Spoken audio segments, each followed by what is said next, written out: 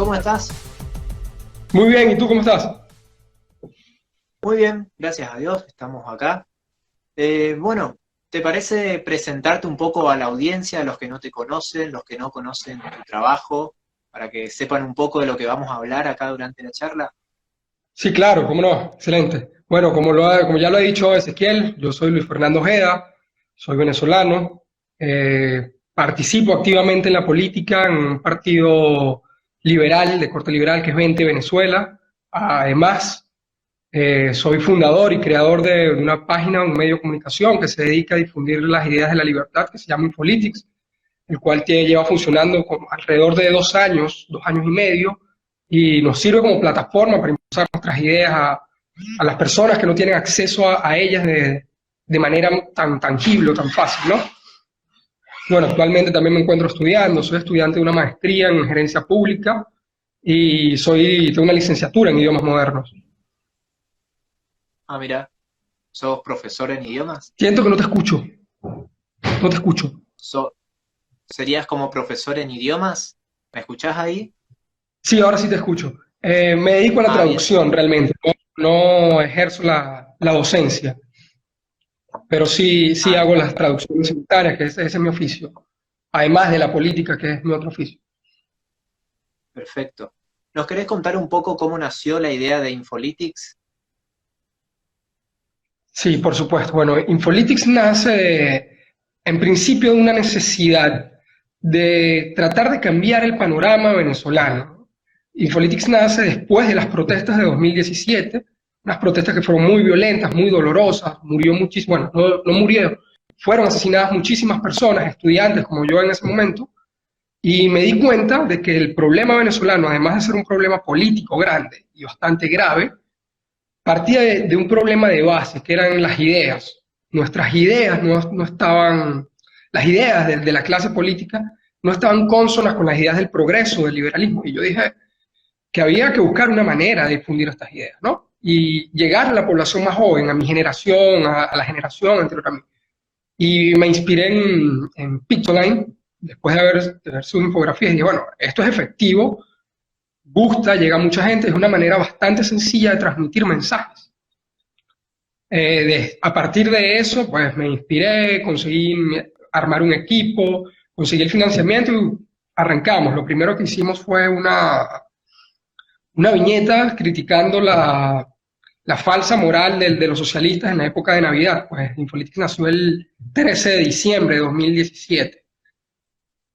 Hicimos una viñeta criticándole y diciendo que, bueno, que la Navidad es un producto de la libertad económica y que sí tiene una connotación religiosa, pero tal cual como la conocemos hoy, pues nace a partir del libre mercado y la libertad económica. Y quisimos con esto llevar todo este tipo de iniciativas, impulsarlas y mostrar la cara buena del mercado, de la libertad económica individual, y nos ha ido bastante bien. Hemos crecido a lo largo de estos 2 años de una manera vertiginosa, muy grande, muy rápida, y hemos ganado el Y reconocimiento decime, de otras organizaciones. claro, y decime cómo es difundir las ideas de la libertad en un país como Venezuela, donde está muy restringida la libertad de expresión. Es complicado, es muy complicado porque tenemos un solo medio, son los medios virtuales, Facebook, Twitter, Instagram ahora, y esto nos dificulta mucho ampliar nuestro espacio, además de que todo disidente en Venezuela es un perseguido político. Y es peligroso llevar estas ideas más allá de una plataforma virtual. Todo el fin de todos los que defendemos la libertad acá en Venezuela es llevarle la idea al ciudadano que no tiene acceso a las redes sociales, que no tiene acceso al Internet. Pues aquí en Venezuela hay un severo problema con el Internet, con las comunicaciones, y esto es debido a los controles de la dictadura, ¿no? Y es un trabajo complicado que se ha venido haciendo con el impulso de varias organizaciones, como el Instituto Mises de Venezuela. Se dice, el movimiento libertario de Venezuela también colabora en esto, y por supuesto que la organización política a la que pertenezco, que creo que es el mayor baluarte de la defensa y de la propagación de las ideas de la libertad, que es 20 Venezuela. Y decime, ¿cómo, cómo actúa la oposición ahí, en este ambiente que me estás describiendo? Disculpa, no te escuché. ¿Puedes repetir? Sí, te preguntaba, en este ambiente en el que vos me describís que cuesta difundir las ideas de la libertad, ¿cómo actúa también la oposición? Que si bien puede que no piensen todos iguales, están todos unidos por el ideal de una libertad de país. Es difícil, dado que las concepciones políticas de un sector amplio de la oposición van cónsonas con las de la dictadura. Una buena parte de la oposición venezolana coincide con la dictadura en puntos ideológicos bastante fuertes y bastante importantes, ¿no? Entonces, entre nosotros, los defensores de la libertad económica, individual, política, siempre tenemos roces con ellos, con esa otra facción que además de colaborar ideológicamente con ellos, muchas veces les sirven de sostén para que ellos se mantengan. Y quiero pensar que es ingenuidad y no complicidad, ¿no? Sin embargo, esto nos crea un roce fuerte con otras organizaciones políticas que ahorita no me gustaría mencionar por cuestiones de respeto, pero se nos dificulta a todos. Es muy difícil. De hecho, nosotros hasta en Mente Venezuela y las otras organizaciones que no están alineadas con la Mesa de la Unidad Democrática, somos la oposición, esta oposición oficial que gusta de quedarse conflagrado o confabulado con la misma dictadura. ¿Y nos querés contar un poco más qué es lo que hacen en 20 Venezuela? En Mente Venezuela, para resumir lo que hacemos, además del trabajo de difusión de las ideas y por supuesto el trabajo electoral que hace todo partido político, le hacemos una fuerte presión a la dictadura y nos paramos delante de ella para combatirla, pues, ya que tenemos una dictadura grandísima que nos reprime, nos oprime de todas las maneras y Venta Venezuela sirve como una oposición más fuerte, más radical, que va de cara y frontal a ellos, ¿no? Nosotros siempre nos mantenemos en la calle, hablando con el ciudadano, hablando con el empresario, incluso con los mismos políticos de oposición, tratando de hacer que tuerzan su brazo y traten de enderezar el camino que conduzca finalmente a la libertad de Venezuela. Eso es lo que hacemos. Queremos finalmente, pues, conseguir la libertad y tenemos varios medios para hacerla. Tenemos nuestros diputados en la Asamblea Nacional, contamos con nuestros activistas muy bien formados que constituyen el pilar fundamental de nuestra organización y una juventud increíble que día a día batalla contra las adversidades que se presentan en Venezuela y les toca, por supuesto, enfrentarse a este demonio gigante que significa el chavismo. Entonces es Y complicado. decime, sí, me imagino. Decime, ¿cómo está el país después de después no, durante esta ola del coronavirus? ¿Cómo lo resiste? ¿Cómo está el sistema de salud ahí? Es complicado saberlo, es difícil, no complicado, es muy difícil, puesto al hermetismo que tiene el gobierno, la dictadura venezolana, con respecto a la información sanitaria, ¿no? Yo no tengo mucha información dado a ese detalle, pero el sistema ya venía colapsado. Ya nuestro sistema sanitario estaba muy deteriorado, muy empobrecido, no se encuentran los insumos hospitalarios necesarios para atender cualquier enfermedad, no el coronavirus, cualquiera. No hay ni siquiera suficiente material para higienizar los centros hospitalarios, las camas están deterioradas, los centros o la infraestructura como tal está deteriorada, tenemos una gran falla de médicos, que los médicos venezolanos realmente son valientes para trabajar en estas condiciones en las que trabajan. Y además un personal de salud venido abajo, pues cobran $10 cuando mucho al mes. Un médico o una enfermera. Entonces te imaginarás el reto que tenemos, o que tienen los médicos y el personal sanitario venezolano para trabajar de esta manera. Y bueno, el país hoy mismo, el país se encuentra en una tensa calma, pues no tenemos combustible, es muy difícil abastecer las ciudades del sur o del oriente del país, dado que son las ciudades que están más alejadas del centro. Y eso dificulta el abastecimiento que ya estaba bastante mermado por la misma situación económica del país. Y si le sumamos que no hay gasolina debido no al bloqueo, pues no existe ningún bloqueo, sino a la negligencia y a la destrucción deliberada de las empresas petroleras de este país, que no tenemos combustible. Entonces no estamos impedidos de mucho, ¿no? Y además que la situación económica de Venezuela se agrava, pues la mayoría de las personas acá viven del día a día, de lo que hacen para poder comprar la comida que van a comer ese día. Pues es complicado acá comprar comida para abastecerse un mes, dado a que no tenemos los ingresos necesarios. ¿Okay? Somos un país bastante empobrecido, lastimosamente. Y yo creo que, bueno, que después de que alargaran el sábado la cuarentena por 30 días más, creo que esto va a explotar. No dudo mucho que el venezolano común pueda soportar 30 días más sin producir dinero, sin poder abastecerse. Muchas casas ya se están quedando sin comida, ni siquiera tienen agua, la luz eléctrica falla, muchos no tienen los medios para subsistir, y esa es la verdad. Y creo que esto es una bomba de tiempo que en algún momento va a fallar. ¿La cuarentena ahí es obligatoria? Sí, la cuarentena es obligatoria. ¿Hace cuánto tiempo están de cuarentena? Tenemos un mes, si no me equivoco, hoy, más los 30 días de extensión que dieron el sábado. Si no recuerdo mal, sábado o domingo. Sí, creo que fue el sábado. Entonces, bueno. Recuerdo a la, claro, les recuerdo a la audiencia, a los que nos están mirando, que pueden dejar sus preguntas. Yo las iré leyendo a medida que las vea. Y bueno, para continuar un poco con la entrevista, ¿qué te pareció el accionar de Estados Unidos respecto a o contra Maduro, digamos? Contra Maduro y con toda su pandilla narcotraficante. Pues, aquí hay que dejar algo claro, Nicolás Maduro es solamente una representación de todo un conglomerado criminal que tiene secuestrado no solo al Estado venezolano, sino a la nación completa. Y este movimiento de Estados Unidos va en contra de todo ese conglomerado criminal. Bueno, a mí me parece bastante acertado, me parece una posición de fuerza necesaria para sacarlos a todos ellos acá, pues la única opción que tenemos para salir de estos criminales es usando la fuerza. La fuerza militar, que lamentablemente en Venezuela no tenemos, pues una parte importante de las Fuerzas Armadas forma parte de estas pandillas, ¿no?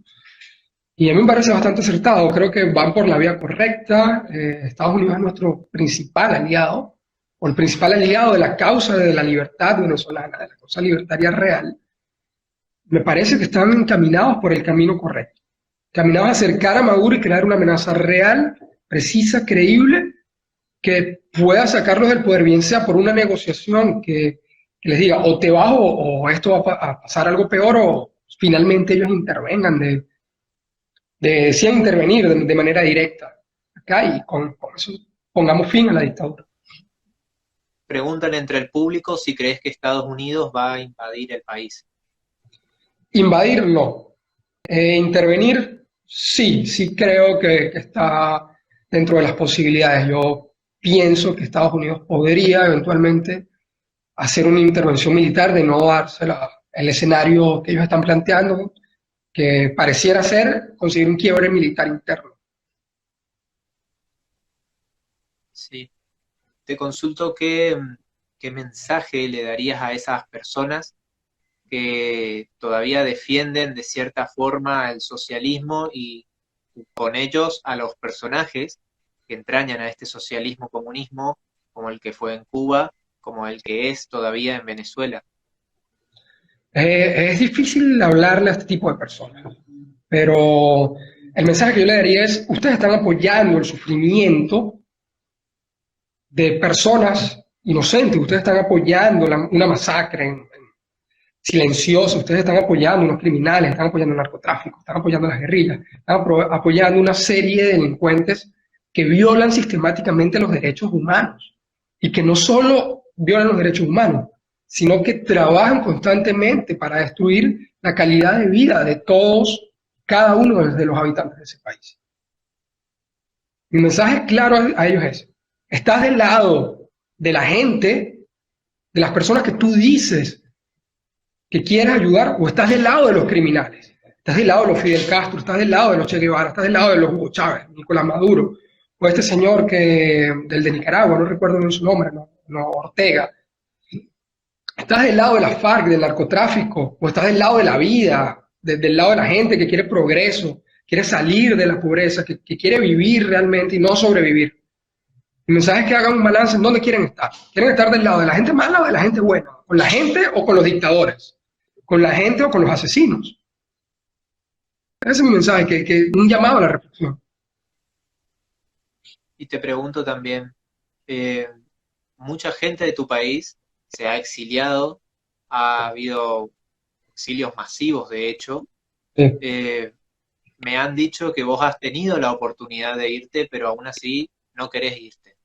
¿Por qué? No quiero, sonará romántico, tengo un compromiso inimaginable con mi país, con mi familia, con mis vecinos, perdón, que son la razón que me mantienen acá.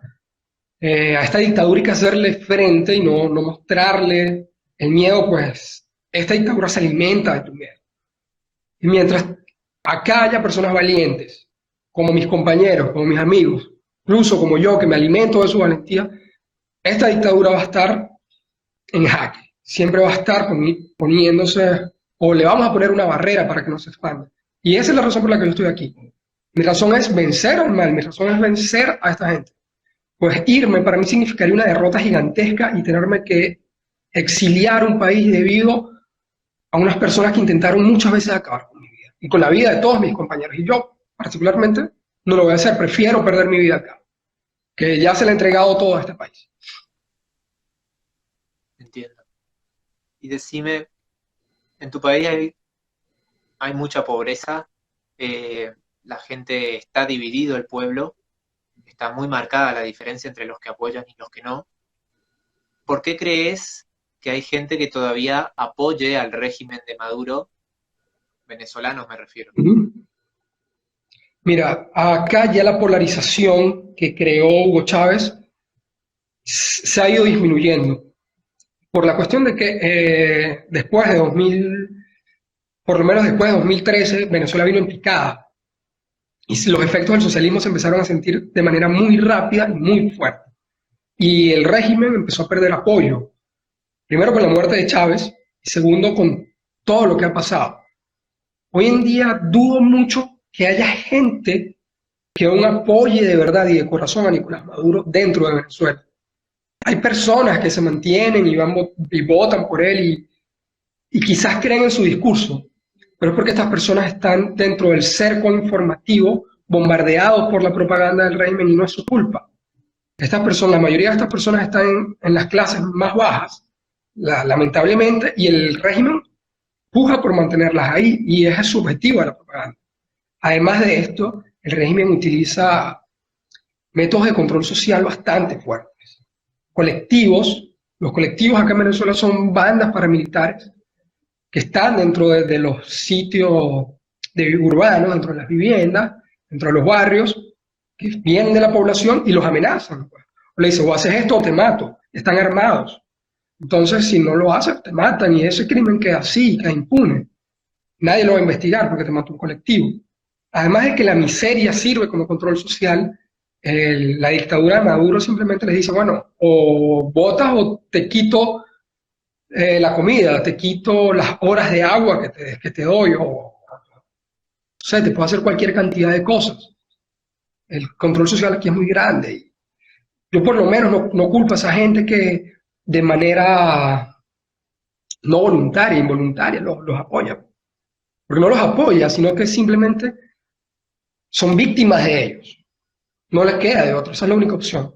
O obedecen o tienen que pagar las consecuencias. ¿Qué consecuencias has vivido o si tenés algún conocido, pariente o vecino que haya sufrido estas consecuencias? Bueno, yo fui extorsionado una vez con lo que acá hay una cosa que se llama el carnet de la patria. Esto es un modelo de control social. Una vez llegaron a la casa de mis padres, donde yo estaba, y la señora que se encarga de los consejos comunales, que es como una manera de organización social que implantó el gobierno de Chávez, simplemente me amenazó, me dijo, o te lo sacas o tú verás. Y eso fue una clara amenaza para mí, pues. O lo hago o algo malo me va a pasar. Y ya sabiendo mi posición política, ¿no? Tuve que acceder además por proteger a mi abuela, a mi madre. También he visto muchas cosas acá, he sido víctima de la represión, de los golpes policiales, incluso también a mi familia le expropiaron un negocio en 2013, lo expropió el gobierno de Aragua, que es el estado donde yo vivo, y eso fue un golpe durísimo a nuestras finanzas, porque vivíamos de eso. Entiendo. Entonces, bueno, he sido víctima directa del gobierno de Maduro y de Chávez. Además, todos mis hermanos están fuera del país, se han visto en la obligación de ir. Entonces, cuesta. Acá todos los venezolanos hemos sido víctimas de manera directa o de manera indirecta. El gobierno controla entonces, a través del carnet de la patria, el tema de los suministros en alimentación. También controla los medios de comunicación, al menos los tradicionales, por lo menos las redes sociales no tanto. La distribución de combustible también. Las distribuciones de combustible.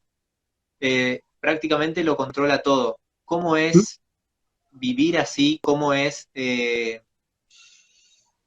defenderse uno mismo, resistirse a esos controles?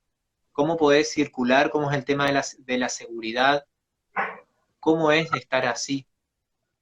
Es difícil sobre todo para las personas más pobres, pues ellas están más sometidas a esto. Lamentablemente, las víctimas, las peores víctimas del socialismo siempre son los más pobres. A estas personas quienes dicen ellos que van a salvar y terminan asesinando. Las personas más pobres no les queda de otra, no tienen los medios económicos o financieros para escapar de este control social. Las personas que perciben mayores ingresos de una u otra manera van al sector privado y escapan de esto, pero es un sector reducido de la población, un sector que recibe remesas, que eso es una fuente importante de ingresos para los venezolanos, las remesas de nuestros parientes en el extranjero, y eso los ayuda a vivir. De otra manera no podríamos. Entonces, bueno, es complicado, es doloroso, muy doloroso, en muchos casos, hasta para atenderte en un hospital necesitas el carnet de la patria, sobre todo en los sectores más vulnerables de la sociedad. Hasta para acceder a ciertos beneficios. No, seguí, por favor, seguí. No. A ver, ¿cómo es el tema de la educación primaria, secundaria, en facultad? Pude hablar con una compatriota tuya, en Chile también, en la FPP, y ella me contaba que no conocen otra rama que no sea el socialismo. Está tan impregnado en la educación que no conocen otra cosa. Hasta el más liberal de allá tiene tendencia socialista porque no se ha conocido otra cosa. Sí, efectivamente en Venezuela no conocemos otra cosa sino hasta ahora. Los muchachos son adoctrinados. Primero, vamos a empezar por algo básico, algo fundamental. El sistema de educación venezolana está destruido. No tenemos profesores, no tenemos buena infraestructura, no hay agua, no hay internet, no hay nada. Los alumnos están en muchos casos la crisis económica y alimentaria los afecta gravemente y por eso impide la buena educación, además de los controles que pone que impuso el régimen de Chávez. La educación está siendo totalmente controlada por ellos, dicen cualquier cantidad de barbaridades que se les ocurra ya, la educación pública está muy deteriorada, hay una deserción escolar increíble, casi el 60% según los últimos datos recabados el año pasado. Por lo menos el 70% de los estudiantes universitarios están forzados a abandonar sus carreras y irse del país porque no pueden, no es rentable estudiar. Lamentablemente el estudio perdió rentabilidad en Venezuela. Si estudias en una universidad privada, las universidades privadas acá se pusieron inaccesibles para el bolsillo de un venezolano promedio. Y estudiar en una universidad pública significa un esfuerzo gigantesco, no solo por los temas que ya te mencioné, sino porque el transporte es deficiente, los paros constantes, la falta de profesores, la falta de infraestructura, los problemas en la electricidad, todo eso suma, termina destruyendo esto, y termina afectando directamente a la educación. Entonces es un tema Preguntan, complicado. ¿Mm? totalmente. Preguntan entre el público si Luciano de la Barra, bueno, ¿sientes lástima que exista gente como Maduro y no tenga conciencia del daño que hacen? Yo creo que ellos sí son conscientes de lo que hacen, lo hacen de manera deliberada. Lo que pasó en Venezuela no fue un error, de hecho fue algo planificado desde el día uno hasta el día que ellos decidan irse o lo saquemos. La destrucción de Venezuela, no, como te acabo de decir, fue planificada y ellos no sienten lástima, ningún socialista siente empatía por la vida humana. Ellos solamente sienten ansias de poder, controlar y una gran necesidad de matar. Disculpa lo crudo, pero es así. Los socialistas son, para mí, en mi opinión, son unos sociópatas todos. Como decía Hayek, si no recuerdo mal, cualquier socialista es un dictador. Y un dictador es un asesino. Y es así, así. Bien, me hablaste de la salud, de la educación y el tema de la seguridad. Bueno, eh, ¿existen policías ahí o es todo militar? ¿Cómo es el tema de la seguridad ahí? ¿Se sienten muy Eh, controlados? ¿Hay una agencia de espionaje? ¿Cómo es el tema? en principio, la seguridad en Venezuela es muy deteriorada. Somos el país con más muertes, con más asesinatos, más homicidios de la región. O sea, tenemos un promedio de alrededor de 60 homicidios por cada 100.000 habitantes, una cifra altísima. Y bueno, sí hay policía, la policía está desmontada, la policía cobra muy mal, cobran por lo menos $5 al mes. Esto los empuja directamente a la corrupción. La policía venezolana realmente da miedo, se comportan como unas bandas criminales, siempre atropellando al ciudadano. El, para un venezolano normal, ver un policía le causa terror, le causa escozor, y razones sobran. Los policías se comportan como unos secuestradores muchísimas veces.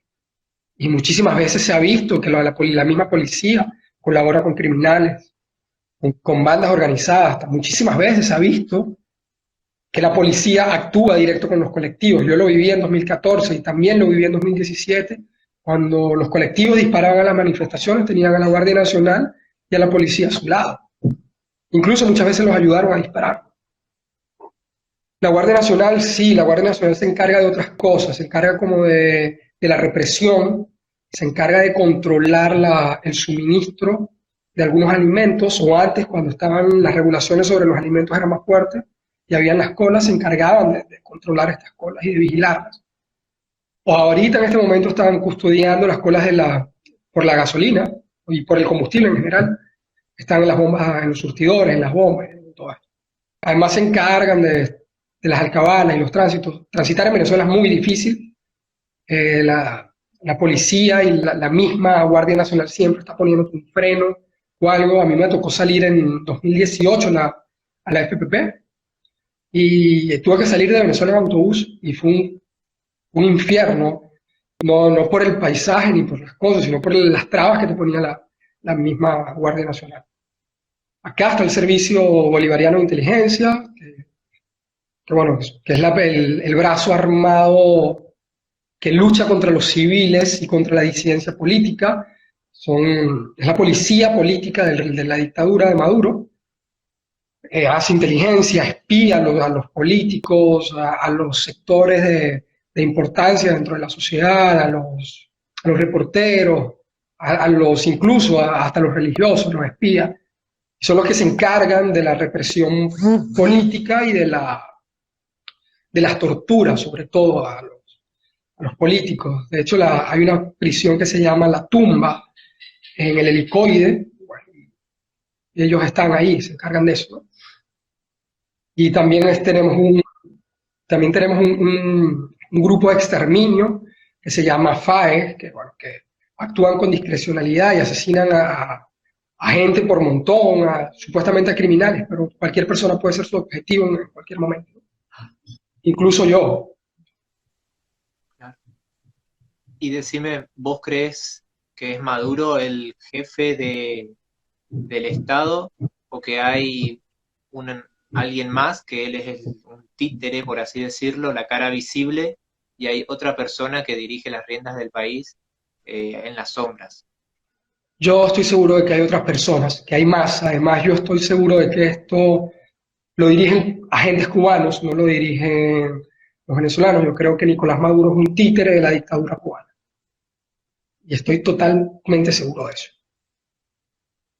Para mí, Nicolás Maduro simplemente es un títere, una figura que está puesta, una figura de representación política para todo ese conglomerado criminal que está detrás de él.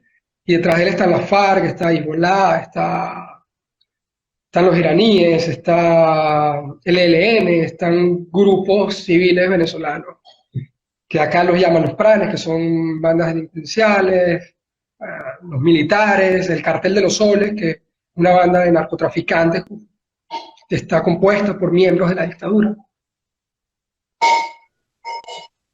Te pregunto una cuestión más respecto a libertades que quedó pendiente. Hablamos de la libertad de expresión, hablamos de lo que era la seguridad. Te pregunto cómo es el derecho a la propiedad, cómo siente la gente ese derecho cuando no tiene garantías de justicia. Está bastante vulnerado. Acá no hay percepción de la propiedad privada. Sí, es difícil que te quiten tu casa, en ese particular no se meten, pero la propiedad que sirve para producir sí está en riesgo, siempre ha sido atacada. Acá Chávez creo que expropió más de 15.000 propiedades, solamente Chávez. No recuerdo la cifra exacta de cuántas son las expropiaciones de Maduro. Hubo expropiaciones gigantescas, nada más en 2010 Chávez gastó alrededor de 23.000 millones de dólares expropiando 16 empresas que hoy están totalmente quebradas. Uno de los ejemplos de las pocas que quedan y están funcionando muy mal es Corpoelec, que se encarga de la distribución de energía eléctrica, y Cantv, que se encarga de las telecomunicaciones. Y tiene un servicio bastante deficiente, muy deficiente de hecho. Las demás están paralizadas. Muchas fincas que se encargaban de producir alimentos expropiadas, más de 3.000, muchísimas. Entonces la propiedad para producir acá es muy vulnerable. Y siempre todos los empresarios, los pocos que quedan, están bajo constante amenaza. Y decime, en el tema del sector privado, ¿cómo es el humor de ellos? ¿Cómo actúan cuando saben que no tienen esa garantía de justicia, pero aún así tienen que conseguir el dinero para pagarse el pan del día a día, para seguir el día a día? Bueno, nuestros empresarios pequeños yo digo que son héroes. Pues acá tienen que enfrentarse a la inflación, a los cambios constantes del tipo de cambio, del dólar que sube diario, y eso hace que, bueno, que estas personas tengan que modificar los precios, además de la constante pérdida del poder adquisitivo y de la capacidad de compra y de reposición de dinero. Y bueno, acá ya después de todo se ha tenido que cambiar del bolívar, que está casi en desuso, por el dólar. Cada vez es más común comprar o pagar cosas con dólares, porque no los aceptan. Entonces el comercio se ha tenido que adaptar al uso de los dólares, al uso de otras monedas. Y esto pues porque si aceptan, al día siguiente amanece devaluado. Claro. Preguntan entre el público, te pregunté algo parecido, pero esto apunta hacia otro lado. ¿Cómo es el humor social luego de que Trump ofreciera millones de dólares por Maduro, por información sobre Maduro? Uy, fue casi que una celebración, hoy. Realmente la gente se sintió bastante con un sentimiento de justicia, un sentimiento como de que por primera vez, tenemos tan cerca la justicia, por primera vez estamos tan cerca de salir de. fue como una bocanada de oxígeno. La gente se sintió feliz y hicieron memes sobre eso. Hicieron una cantidad de cosas que denotaban, más de preocupación, denotaban alegría, denotaban que, bueno, que las personas estaban apoyando esa medida. Porque la verdad es que la gente acá está oprimida y se siente oprimida, y las válvulas de escape es el humor, el humor. Y con noticias como esta la gente se alegra. Bueno, Luis, para ir cerrando un poco la entrevista, te quiero hacer las últimas dos preguntas, más que preguntas, peticiones. Eh, la primera es, como lo hacemos durante todos los vivos, que si podés recomendarnos los libros que más te hayan gustado, pueden ser liberales o no, pero que vos sientas que hayan marcado tu vida. Eso primero. Sí, por supuesto. El primero que recomendaría es...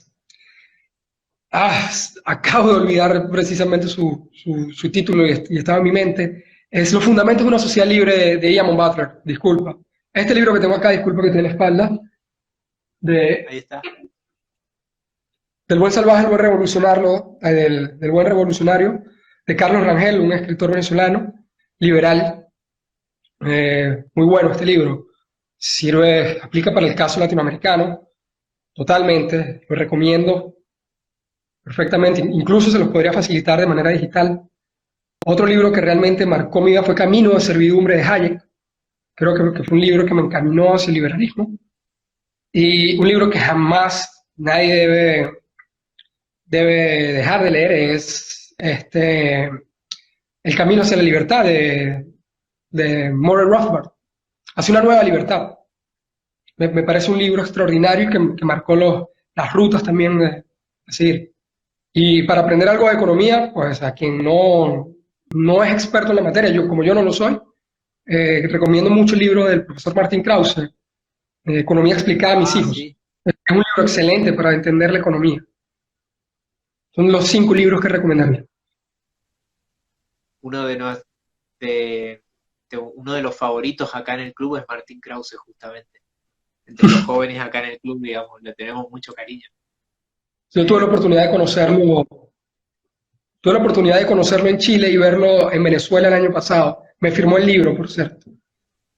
Ah, no, un capo, un maestro. Sí, sí Y lo es. bueno, después te quería pedir una especie de conclusión, de mensaje final que quieras dar antes de despedirnos. Y bueno, y si ves también alguna similitud entre lo que sucede, no sé si estás muy al tanto de lo que sucede en Argentina con lo que sucedió en Venezuela. ¿Notás alguna similitud entre lo que sucedió en Venezuela? Porque el chavismo no es que nació de un día para el otro, viene desde los 90 hasta que estamos ahora con Maduro, y de lo que ves o percibís de que está sucediendo en Argentina. Eso por un lado. Sí, veo bastantes similitudes. De hecho, veo más similitudes con el caso chileno, que me parece un caso más preocupante todavía. Mi mensaje es simple, como yo he padecido esto, y repito, me remito a 2018, cuando estuve precisamente en Chile, digo, del socialismo no puedes escapar. Tú puedes huir de Venezuela, a escapar a un país libre, pero vas a tener la garra del socialismo en tu cuello. Siempre te va a perseguir. Entonces, combátelo, no cedas ante el mal, combátelo con todo, porque ceder, trabajar con cobardía o incluso no hacer nada por cobardía te va a costar la vida, te va a costar tu calidad de vida, puede costar la vida a tus seres queridos. Entonces ya esto no es una cuestión de políticas, es una cuestión de preservación de la vida. Los socialistas son una amenaza para toda la vida sobre el planeta Tierra. Y lo digo en serio.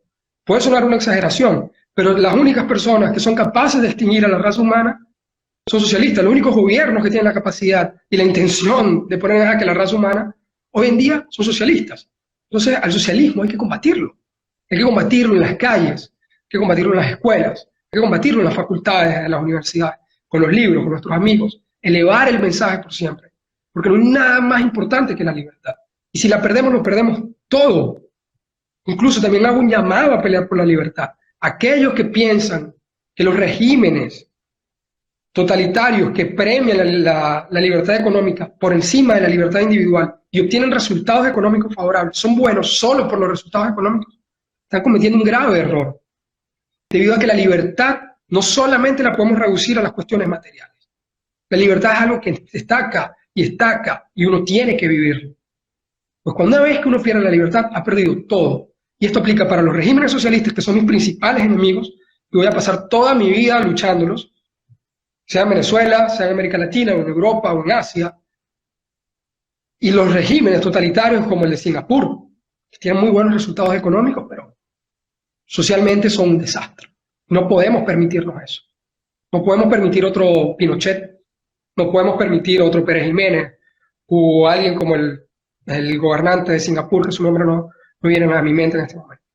Entonces mi mensaje es claro, luchen porque se trata de su vida, no pierdan la fe, háganlo creyendo en algo, siempre sean valientes porque ser cobarde sale más caro todavía y no vale la pena ser cobarde. Y mucha fuerza porque estamos todos unidos en esto y si ustedes caen, nosotros no salimos. Bueno, Jefferson decía, me hiciste acordar a sus palabras, Thomas Jefferson decía, el precio de la libertad es su eterna vigilancia. Sí. Me hiciste recordar con tu reflexión. Sí lo es. Muchas gracias por tu buena predisposición. Fue un contacto ameno, digamos, porque te tenía que entrevistar Pamela, que fue tu amiga de la FPP. Sí, bueno, mira, Pamela amiga, nos estaba viendo. Bueno, Pamela nos estaba viendo. Saludos a ella. Gracias por participar, Luis. Paso un chivo antes de terminar. Mañana estará Sebastián Parry, que es un joven del club. Todos los días hacemos estas entrevistas a las 11 de la noche. Mañana estará Sebastián Parry, que es un joven del club, hablando un poco. Así que, bueno, espero que no se lo pierdan. Nuevamente, gracias, Luis. Espero gracias a ti. Volver a entrevistarte más adelante. Gracias por tu buena onda. Sí. Pero muchísimas gracias a ustedes y feliz noche. Un abrazo grandísimo desde acá de Venezuela y vamos por ustedes, sigan luchando. Que pronto Venezuela será libre y ayudará mucho a Argentina a salir de eso. Estamos con vos y con esa misión. Y yo con ustedes. Nos vemos, Luis. Un abrazo.